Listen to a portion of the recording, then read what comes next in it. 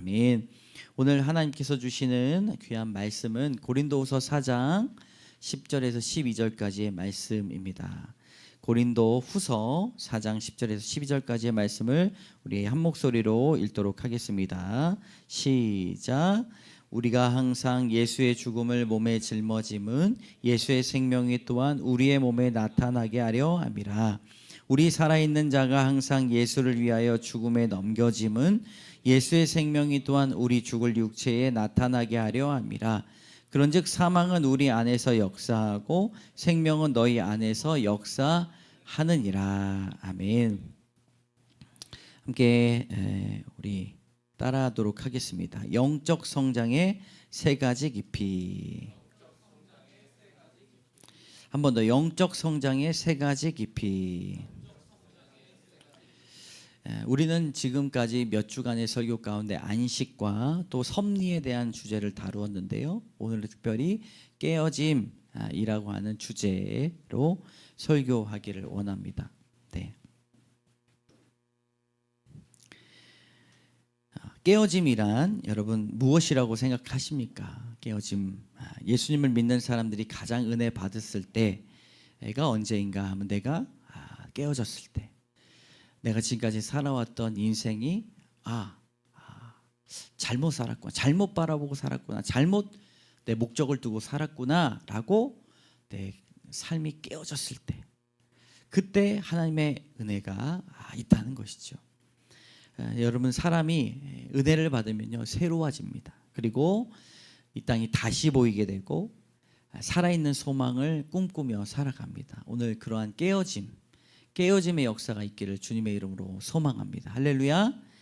이 깨어짐의 순간이 바로 필요한데, 오늘은 그 성령의 역사 가운데 우리가 지향해야 되는, 앞으로 나아가야 되는 그런 영적 성장의 세 가지 깊이가 있어요. 우리가 영성을 가진 사람이잖아요. 영성을 가진 사람인데 그래서 영성이 성장한다는 거예요. 한번 따라해 봅시다. 영성은 성장합니다. 죽을 때까지 성장합니다. 그러니까 내가 영성을 가지고 있다고 해서 끝나는 게 아니라 영적으로 성장해야 돼요. 그것을 오늘 세 가지의 깊이를 가지고 나눠보고자 합니다. 네. 첫 번째로 우리 주보에 있는 그 대지들을 같이 보시면 좋을 것 같은데, 한번 따라해 봅시다. 십자가의 오명을 견뎌냅니다. 여러분, 십자가를 요즘에 얼마나 생각하고 살고 계십니까? 오늘 본문에 보니까 항상 예수의 죽음이 우리의 몸에 짊어진다, 이것이 중요하다고 말합니다. 십자가의 삶은 우리 그리스도인들의 삶이에요. 나는 예수 그리스도의 죽음을 몸에 짊어지고 사는가 라고 생각해 보아요. 그저 교회 나오고 좋은 말씀 듣고 자기 개발서 같은 말씀 들으면서 내 삶이 좀 영화로워지겠구나 라고 생각하는 것은 사실 영적인 깊이가 없는 그런 성숙을 이루지 못한 그리스도인의 삶입니다. 그러나 영적인 깊이, 내 영성이 깊어질수록 예수 그리스도의 십자가의 그 짐이, 사망, 그 죽음이 내 삶에 지어지고 간다는 거예요. 십자가는 죽음이기도 합니다. 나는 죽고 예수가 산다. 내가 죽어야 교회가 산다 라는 말이 있어요. 그런데요, 십자가는 죽음만이 아닙니다. 십자가의 완성은요, 죽음과 그 전에 예수 그리스도께서 당하셨던 그 수치와 고난도 포함되는 거예요. 과연 요즘 그리스도인들이 수치와 오명과 고난을 얼마나 감내할 수 있을까 생각해 보면 참 부끄러워지는 것이 저와 여러분입니다. 정말 주님이 우리를 사랑하셔서 우리를 위하여 무엇을 견뎌내셨을까? 조롱당하시고 수치당하셨던 것들을 생각해 보면 우리의 마음이 낮아지고 고개를 숙이고 낮추는 것이 십자가의 길입니다. 수치당하시고 버림받으신 그 이유는 우리를 너무나 크게 사랑하고 계시기 때문이에요. 네. 그냥 예수님의 십자가에 그냥 십자가 위에서 죽으심만 감당하신 것이 아니라 고난받으시고 오해받으시고 비난받으시고 조롱당하셨다는 것입니다. 그러니까 죽음을 불사한 사랑이었죠. 근데 요즘은 어떻습니까? 내가 손해보면 손해보는 것을 죽기보다 더 싫은 시대예요. 해야 할 말은 반드시 해야 되는 시대예요. 식당에 가서요, 조금만 서비스가 딱 돼도요, 그거를 바로 날카롭게 딱 이야기합니다. 돈 내고 먹는데 어떻게 그럴 수 있냐고. 그런 시대가 됐어요. 제가 그 블랙박스 영상, 어떤 영상을 보니까요, 무단횡단을 4차로에서 핸드폰을 보면서 어떤 분이 양복을 쫙 빼입고 핸드폰을 보면서 쫙 가는데 1차로로 가고 있던 차가 위험하니까 그냥 빵 누른 거예요. 그러니까 이제 뒤에 블랙박스가 탁 지나가 놓으니까 그 무단횡단 하신 분이 쫄아지게 자기한테 빵 한 차를 쫙 쳐다보더라고. 그러더니 좀 있다가 그 차가 이제 좌회전 신호로 딱 골목길로 들어가니까 어느샌가 그냥 뛰어와가지고 그 차 앞에서 그냥 입에 담지 못할 욕을 하면서, 그러니까 그 운전하신 분이 덜덜덜덜 떨면서 창문을 요만큼 내려가지고 왜 그러세요? 잘못했어요. 미안해요. 막 그렇게 얘기하는데도 화를 주체하지 못하는 거예요. 그래서 그분이 내릴 수가 없으니까 후진을 해가지고 다시 이렇게 골목길을 빠져나가는데 그냥 옆에 있던 화단에 있는 벽돌을 가지고 그 가는 차 뒤에다가 해서 유리창이 다 깨진 거예요. 근데 그분 이제 검찰에 기소됐다고 이야기를 하더라고요. 자기가 가지고 있는 어떤 조그만 피해, 자기의 자존심을 무너뜨리는 조그만 말, 나에게 손해를 끼치는 일들 조금만 있으면요, 일만큼 화내야 될 일을 막 100배, 200배, 그것을 주체할 수 없는 그런 사람들이 있다는 거예요. 여러분, 이 시대에, 이렇게 어려운 시대에 우리가 죽음을 짊어지는 그리스도인의 삶이 십자가의 길이라는 사실을 다시 한번 묵상해야 될 줄로 믿습니다. 잔느 귀용이라는 이 영성가가 이렇게 이야기했어요. 많은 사람들이 십자가를 진다. 그러나 십자가의 오명을 감당하기는 쉽지 않다라고 말했어요. 과연 여러분, 사랑하는 여러분, 십자가를 온전히 감당하고 있습니까? 십자가를 감당한다는 것은 때로는 수치와 오명과 오해 가운데서도 그것을 감내해 가는 일이에요. 그것이 영적의 깊이에요. 교회 나오면서 예배드리고 출석 체크하듯이 하나님을 만나고 하는 것도 귀한 삶이에요. 절대 그것이 의미가 없는 삶이 아닙니다. 그런데 하나님께서 예수 그리스도를 보내셔서 우리에게 보여주신 그 여정, 순례 여정은 십자가를 지고 예수 그리스도의 그 수치와 오명의 자리로 나아가는 것, 그것이 우리의 삶이다라는 것을 말씀드릴 수가 있습니다. 예수 그리스도의 십자가는 단순히 십자가에 죽은 것만 말하지 않고 예수님은 쫓기셨고 잡히셨고 조롱당하시고 매맞으셨어요. 그리고 옷을 찢기셨고 머리에는 가시관 면류관을 쓰셨어요. 왜 그러셨을까요? 믿는 사람들의 삶이 이래야 된다는 것입니다. 예수님의 삶을 보면 많은 사람들이 따라다녔지만 날마다 머리 둘 곳이 없다고 하셨어요. 많은 사람들을 병을 고치셨지만 결국에는 죽음으로 나아가셨어요. 여러분, 갈라디아서 2장 20절에 보면요, 우리가 그 예수 그리스도를 따라서 살아가야 된다고 말합니다. 내가 그리스도와 함께 십자가에 못 박혔나니 그런즉 이제 내가 사는 것이 아니요 그런즉 내 안에 그리스도께서 사시는 것이라. 이제 내가 육체 가운데 사는 것은 나를 사랑하사 나를 위하여 자기 자신을 버리신 하나님의 아들을 믿는 믿음 안에서 사는 것이라. 아멘. 한번 다 같이 읽어볼까요? 시작. 함께 십자가에 못 박혔나니 그런즉 이제는 내가 사는 것이 아니요 오직 내 안에 그리스도께서 사시는 것이라. 이제 내가 육체 가운데 사는 것은 나를 사랑하사 나를 위하여 자기 자신을 버리신 하나님의 아들을 믿는 믿음 안에서 사는 것이라. 아멘. 여러분, 우리가 믿음을 가지고 있다 하면서도 무엇에 불평합니까? 내 삶을 볼 때 하나님께서 내 기도를 아무것도 들어주시지 않는다라고 하는 상황. 나는 왜 이렇게 비참한 인생을 살고 있는가? 내 일은 왜 이렇게 되지 않는가? 라는 생각들이 찾아와요. 그러나 예수 그리스도를 믿는 길은요, 좁은 길입니다. 좁은 문으로 들어가는 길임을 믿습니다. 왜 좁은 문입니까? 정말 한 사람이 비집고 들어갈 틈이 없어서 좁은 문입니까? 그렇지 않아요. 아무도 가려하지 않는 그 길이기 때문에 좁은 문이라고 말하고 있는 것이죠. 내 생각대로 되지 못하고 벗어나고 싶어도 벗어날 수 없는 그 상황과 환경 속에서 우리가 발견하는 것은 깨어짐입니다. 하나님이 나를 깨트리시기를 원한다는 거예요. 그리고 십자가의 길을 감당하게 하신다는 것입니다. 내 삶 속에서 하나님의 손길이 끊긴 것이 아니라 여러 어려움들이 찾아왔을 때 하나님이 역사하시는 징후가 있다는 거예요. 징후. 이상하게 일이 되지 않는다든지 유독 나를 화나게 하는 일들이 겹친다든지, 여러분, 그런 징후를 통하여 우리는 예수 그리스도의 고난에 참여하는 사람이 될 줄로 믿습니다. 우리 10절의 말씀을 같이 읽겠습니다. 시작.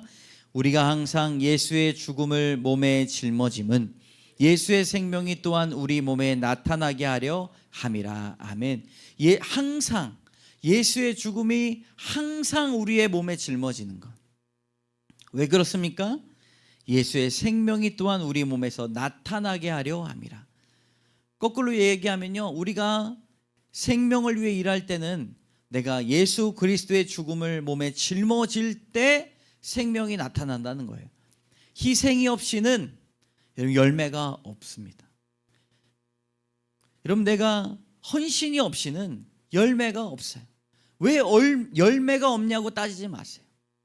헌신이 있고 희생이 있어야 된다는 것이죠. 한 알의 밀알이 땅에 떨어져 썩지 아니하면 한 알 그대로 있고 썩으면 많은 열매를 맺느니라.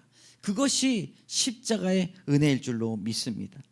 예수님을 믿으면서 성장의 경험을 하는 우리가 깊은 영성을 소유하기를 원합니다. 그리스도인들이 시련에 던져졌다면 그 고난이 어떤 의미를 우리에게 말씀하시는가를 알아야 돼요.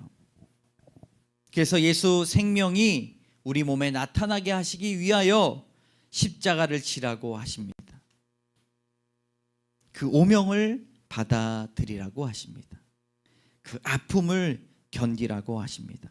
십자가를 지는 것 외에, 십자가의 의미를 받아들이는 것 외에 영적 성장의 길은 없습니다. 여러분, 이것이 영적 성장의 첫 번째 깊이입니다. 십자가의 오명을 견뎌내는 거예요. 두 번째, 따라합시다. 자아의 성벽을 무너뜨립니다. 11절의 말씀을 같이 읽겠습니다. 시작. 우리 살아있는 자가 항상 예수를 위하여 죽음에 넘겨짐은 예수의 생명이 또한 우리 죽을 육체에 나타나게 하려 함이라. 아멘. 여러분, 신앙생활의 가장 큰 적은 누구입니까? 네. 남편입니까? 아내입니까? 자녀입니까? 가장 큰 적은 외부의 고난이 아니라 단단하게 무장된 나의 자아입니다. 내 의지, 내 자존심, 내 경험, 내 열심, 하나님보다 그것이 앞설 때 우상이 됩니다. 믿음의 여정 속에서 하나님을 더욱 사랑하고자 하는 사람들에게 주어지는 마음은 단계가 있다는 거예요. 믿음을 가진 자는요, 단계가 있어요. 성숙의 단계가 있다는 것이죠. 성경에서 영적 성장에 대한 단계들이 여러 번 나옵니다. 베드로후서 1장 5절에 7절까지의 말씀이 나와요. 함께 읽어볼까요? 시작. 그러므로 너희가 더욱 힘써 너희 믿음의 덕을, 덕의 지식을, 지식의 절제를, 절제의 인내를, 인내의 경건을, 경건의 형제 우애를, 형제 우애의 사랑을 더하라. 아멘. 에베소서 말씀 있나요? 같이 읽겠습니다. 시작.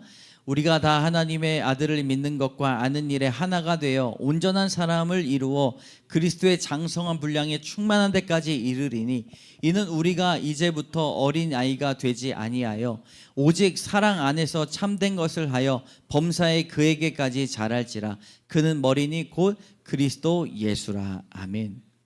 여러분, 믿음의 덕이 있어야 돼. 덕의 지식이 있어야 되고 절제와 인내와 경건과 형제 우애와 사랑이 있는 단계가 쭉쭉 나간다는 거예요. 우리가 예수님을 믿는다 하더라도 그런 영적 성장의 깊이로 나아가지 못한 사람들이 대다수입니다.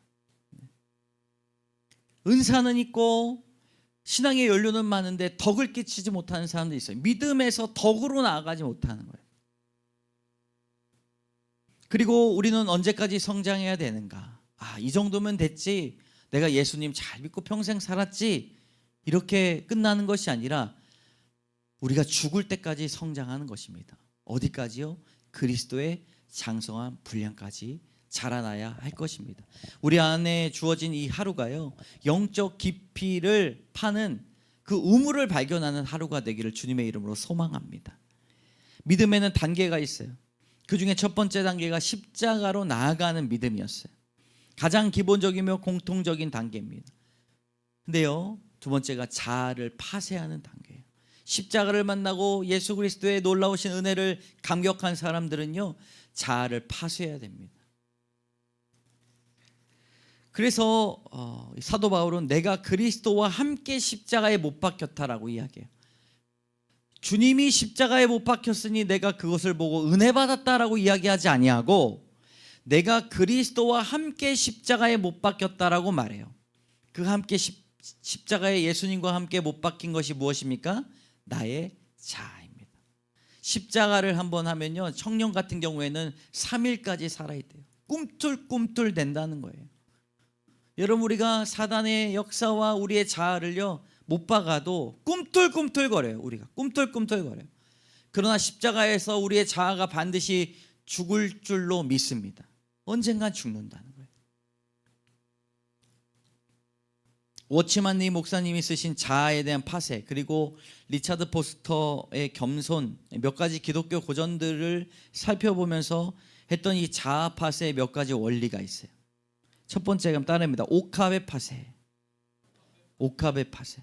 성경에서 가장 귀한 선물로 전해지는 향유 옥합이 그 안에 아주 향기로운 냄새를 내는 기름이 가득해요.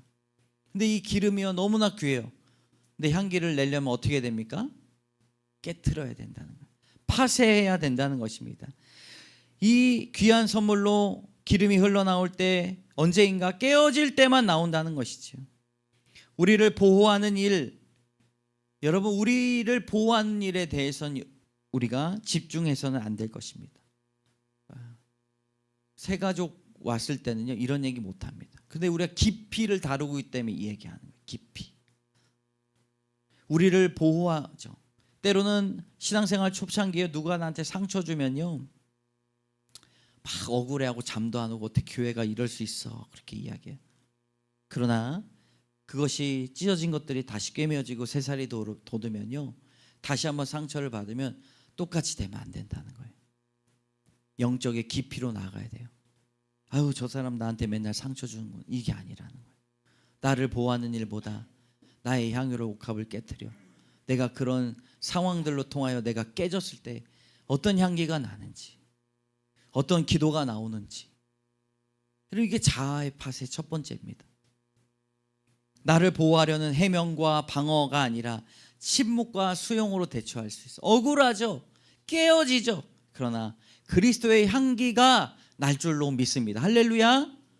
두 번째로 자기 사랑을 제거하는 것입니다. 따라해봅시다. 자기 사랑 제거. 우리가 자아가 파쇄가 되지 않고 날마다 부부싸움을 하고 자녀와의 싸움을 하고 교회 안에서 싸움을 하고 또 세상에서 하는 이유가 무엇인가? 자기 사랑 때문이에요. 금요 철야 때 본문이요 디모데후서 3장이었습니다. 말세에 있을 때 첫 번째가 뭐냐면, 말세를 징조가 뭐냐면 자기를 사랑하는 일이에요. 자기를 사랑하는 일. 자기 사랑하는 일을 여러분 깨야 될 줄로 믿습니다. 예수님이 십자가에 달리셔서요 고통이 심하게 쓸개탄 포도주를 주었을 때 예수님이 입에도 대시지 않았어요. 자기를 보호하는 일, 그 고통 가운데 자기를 보호하는 일을 그만두신 거예요. 그러나 그리스도인들의 삶 속에서 조금이라도 고통을 줄여 보려고 쓸개탄 포도주를 찾는 사람들이 얼마나 많은지 모릅니다. 여러분, 자기 사랑과 자기 보호를 포기하는 깊이를 나아가셨으면 좋겠어요. 신앙생활 하면서도 끝까지 자기를 보호하고 자기를 사랑하는 사람들이 너무나 많이 있습니다. 저와 여러분이 그것을 해당될 때가 많이 있어요. 그러나 세례 요한은 세상에서 여자에게 난 자 중에 가장 큰 자, 사람에게 난 자 중에 가장 큰 자라고 뭐라고 이야기합니까? 그는 흥하여야 하겠고 나는 쇠하여야 하리라. 자기 사랑이 아니에요. 따라해 봅시다. 그는 흥하여야 하겠고 나는 쇠하여야 하리라. 여러분, 철저한 자기 사랑을 포기했다는 것이죠. 이 고백이 우리 입술에 넘쳐나기를 주님의 이름으로 소망합니다. 제3의 원리, 온유함의 회복입니다. 따라하면 온유함의 회복. 자아를 파쇄하는데 온유함이 회복되어야 한다는 것이죠. 성령께서 우리의 속사람과 겉사람을 깨지게 하시고 얻는 결과가 바로 온유함입니다. 우리가 깨지면요, 온유함이 드러나요. 온유함이란 내가 다루어지기 쉬운 상대예요. 하나님으로부터 내가 다루어지기 쉬워요. 그래서 기도 가운데 눈물이 많이 납니다. 그리고 다른 사람들이 그냥 별것 아닌데 자꾸 찾아요. 덕이 있기 때문이에요. 온유하기 때문이에요. 그냥 다른 사람들을 고치려고 하고 떠들고 그냥 쓴소리하고 하는데 그 사람 만나면 웃는 얼굴 보고 기도해주는 모습 보면요, 내 마음이 평안하다는 거예요. 그래서 인기가 좋아요. 왜 그렇습니까? 자아가 파쇄되어 생긴 그 온유함을 통하여 성령께서 그 사람 안에서 역사하시기 때문입니다. 여러분, 한 영혼을 살리는 일은 사람이 할 수가 없어요. 성령이 하셔야 되는데 누구를 통하셔 하십니까? 온유한 나의 덕, 온유함을 통하여 일하신다는 것이죠.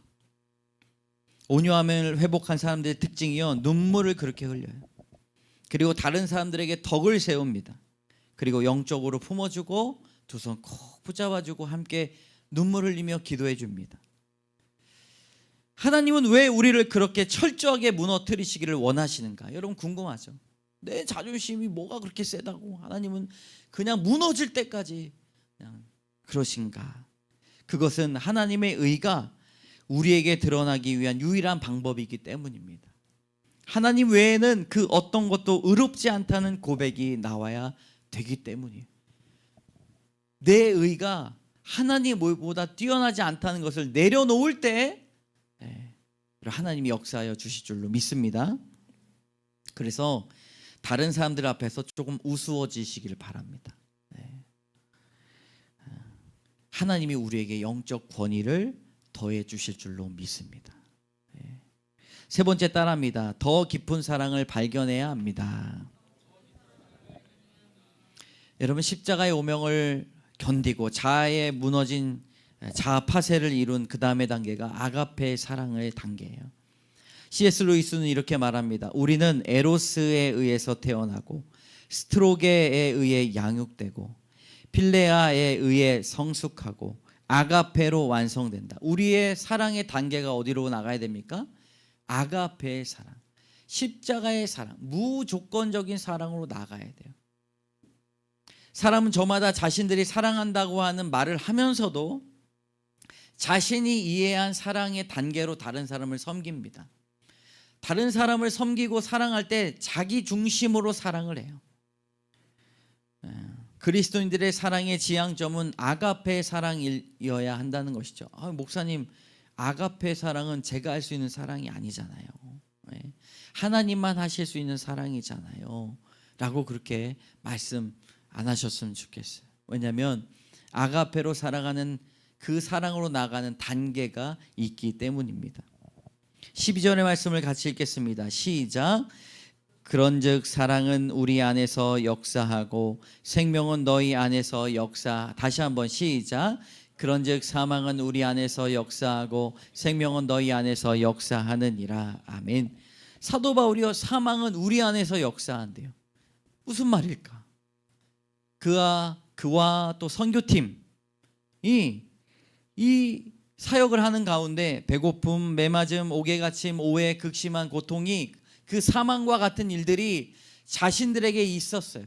그래서 사망은 우리 안에 역사하지만 내가 너희들을 사랑하니 그 복음을 전했을 때 생명이 너희 안에서 역사하시느니라 라고 말한 것이에요. 내어주는 사랑이었습니다. 다른 사람에게 기대하는 사랑이 아니라 내가 주는 사랑이었어요. 무조건적인 사랑이었습니다. 여러분, 요즘에 사랑을 뭐라고 하는지 아십니까? 가성비 사랑이라고 한대요. 가성비. 사랑을 할 때도요, 가성비를 따진대요. 내가 한 만큼 더 좋은 유익을 얻는 사랑, 내가 투자한 만큼보다 더 큰 사랑을. 부부끼리도 그래요. 난 요만큼 조금 했으니까 넌 나한테 크게 줘야 될 거 아니야. 그러네, 무조건적인 사랑을 우리가 아가페 사랑으로 실천하기를 원합니다. 그리고 데이트 앱이나 이런 결혼 중개업체를 보니까요, 조건적인 사랑이에요. 가성비의 사랑 다음에 조건적인 사랑인데요, 조건이 몇 개나 아십니까? 네, 120개가 넘는데요. 그 120개 맞는 조건이랑 잘 맞아가지고 결혼했는데 또 어려움을 당하는 일. 그러니까 조건적인 사랑은 우리에게 참된 사랑을 주지 못한다는 것이죠. 무조건적인 사랑. 남편과 아내, 내가 가성비의 사랑, 조건적인 사랑이 아니라, 그래, 가정에서 우리 여왕님을, 아내를 여왕으로 만들어줘야지. 네. 나는 신하가 돼야지. 조건적인 사랑이 아니라 무엇을 하든지 어떤 말을 하든지, 그래, 세상에서 참 답답하지, 말도 못하지, 집에서만큼은 여왕으로 살아야지. 근데 어떤 생각? 반대예요, 반대. 다른 사람들은요 잘해줘요. 근데 가정에서는 어떻습니까?